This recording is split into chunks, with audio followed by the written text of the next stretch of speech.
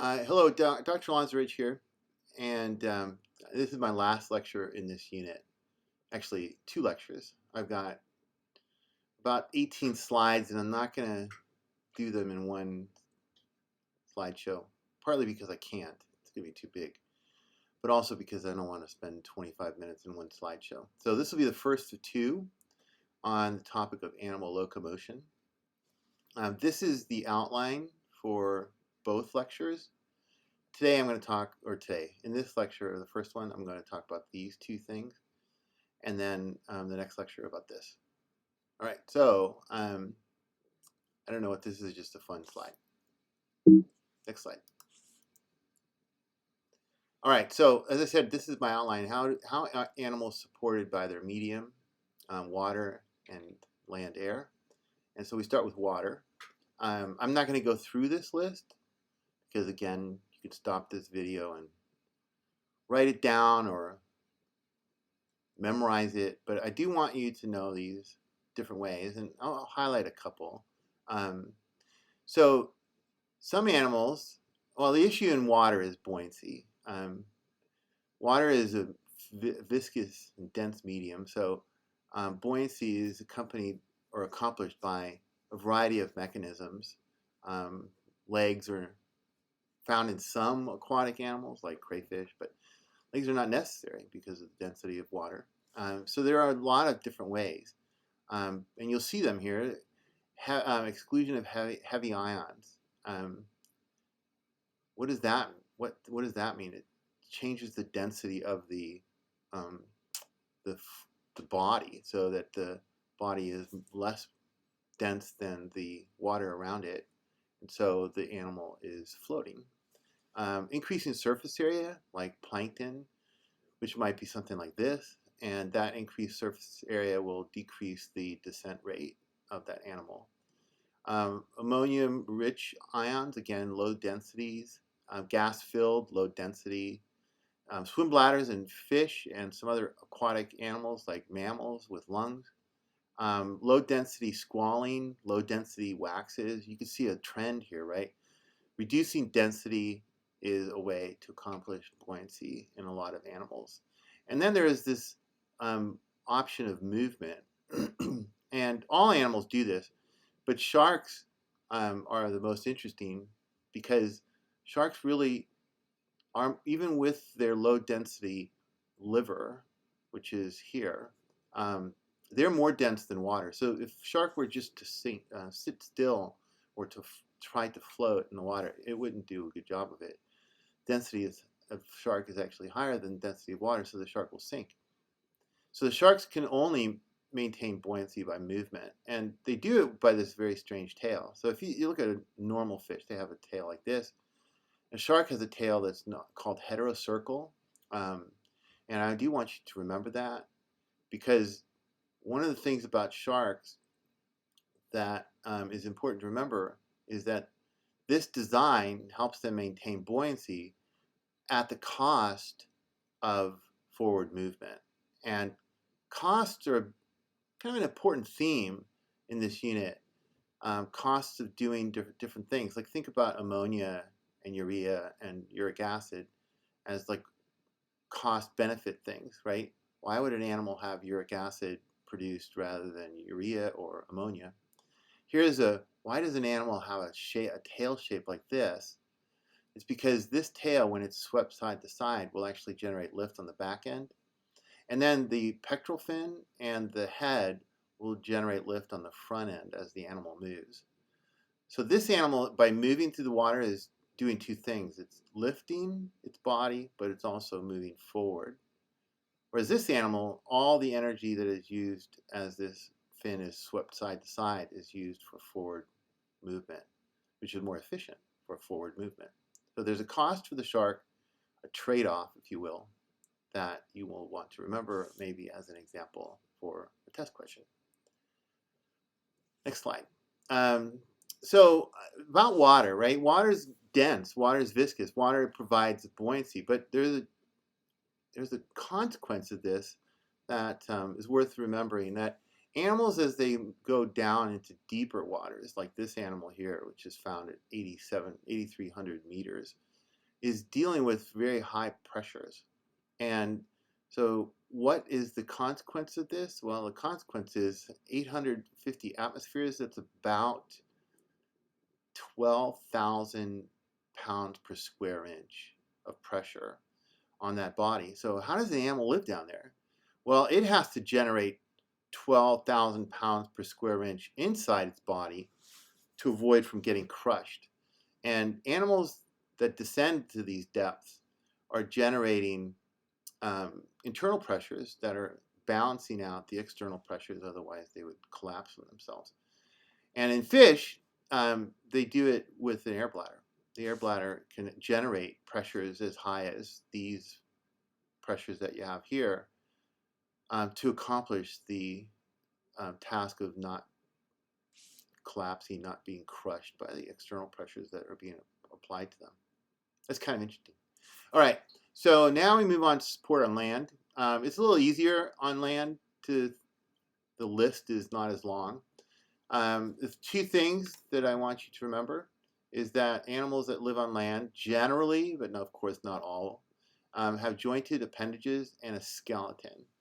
So to provide support against the gravity force, which is much more important on land because air is less dense than water, so buoyancy is not as high in this environment. And it also provides a mechanism for movement. And of course, we know that there are two kinds of skeletons: the exoskeleton of insects and their relatives, and then the endoskeleton of vertebrates. And this is kind of interesting here. This is a fish endoskeleton and a vertebrate or tetrapod endoskeleton, and there are some things that are worth noting in this picture. If you look at a fish endoskeleton, there are two girdles. There's a pectoral girdle that supports the pectoral fin, and there's a pelvic girdle that supports the pelvic fin.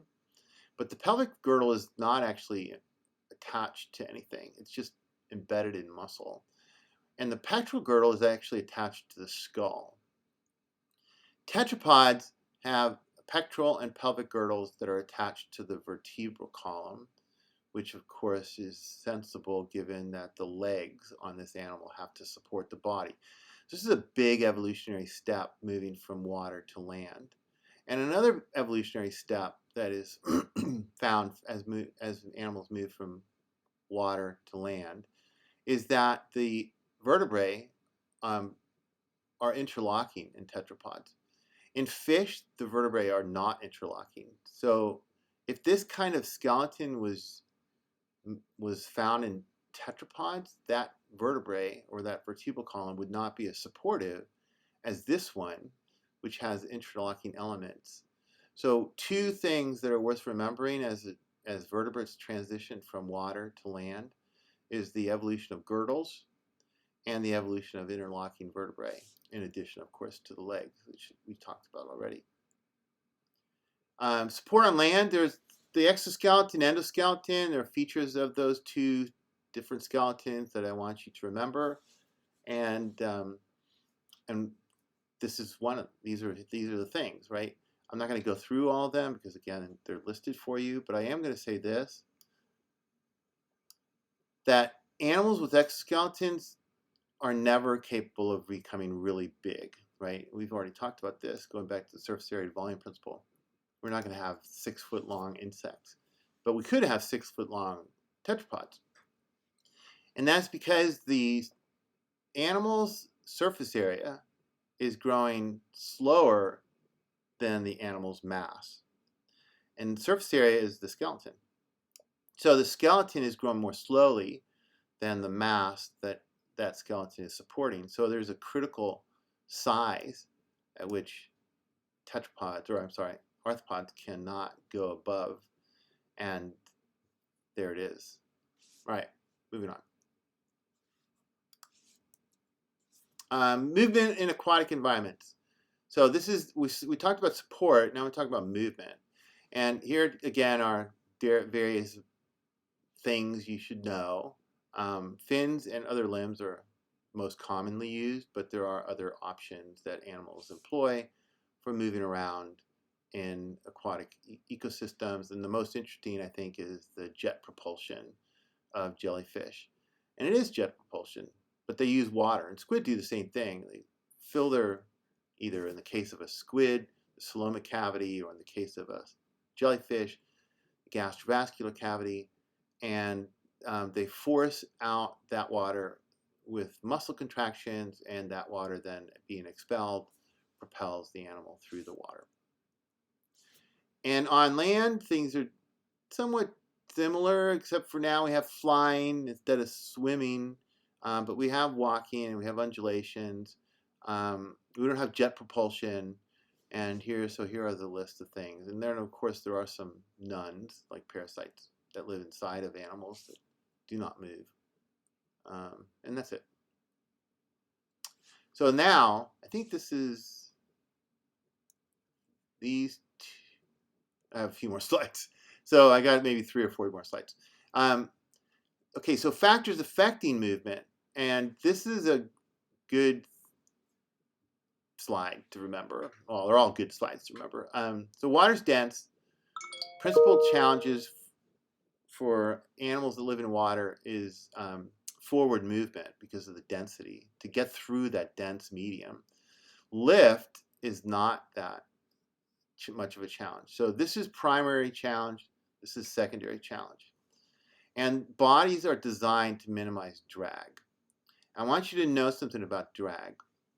First of all, these animals that are attempting to minimize drag are streamlined. There are 2 kinds of drag that I want you to know. There's frictional drag and there's pressure drag. Write those down. Frictional drag and pressure drag. So frictional drag is that drag that is associated with the surface area of the body, and pressure drag is that drag that is created behind the body, as you see here. This is really what this low means, is low pressure.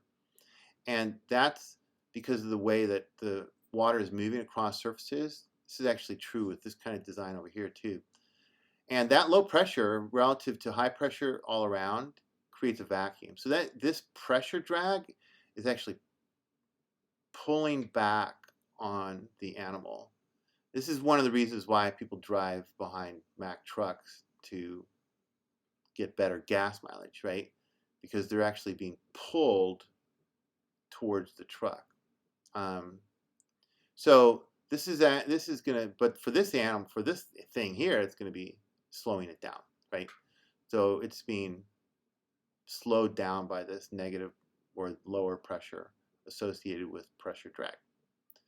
So we have 2 kinds of pressures that have to be contended with: frictional drag and pressure drag, and streamlining is the way to do that, especially for pressure drag, but also narrow bodies to reduce frictional surfaces. Let's see, now terrestrial animals. So air is not dense. Principal challenge is lift, right? It makes sense. Forward motion is secondary. So body designed is to have legs for dealing with the lift problem, strong skeleton and muscles. And for air flyers, it's airfoils to generate lift. And airfoil is the wing.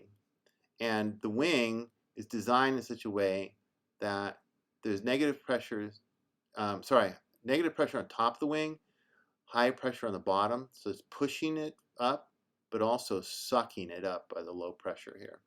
So it's relatively negative pressure, and that's an airfoil. There's similarities here with pressure drag problem that fish have that slows them down.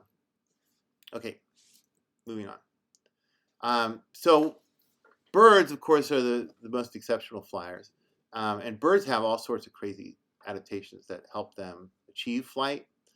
And those adaptations for flight are usually thought of, well, the way I think about them anyways, is there are power generating adaptations, and then there are metabolic adaptations. So for example, the furcula, which is the wishbone, this is actually a power generating adaptation.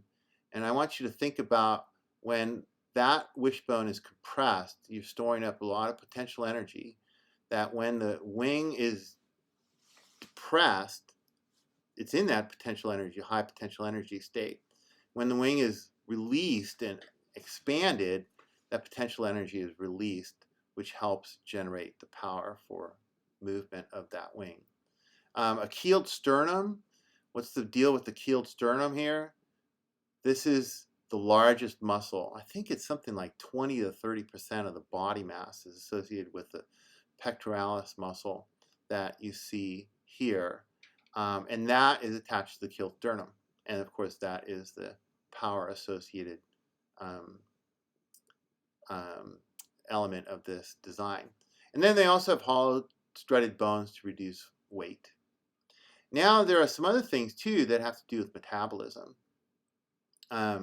No bladder. Well, actually, that's weight reducing. Let's see. Lungs, one-way flow, more efficient movement of oxygen. Efficient digestive system, 2 bile ducts and 3 pancreatic ducts. We have 1 bile duct and 1 pancreatic duct, so this digestive system is very efficient, as is the respiratory system, and these animals run hotter, so they can have higher metabolic rates associated with them.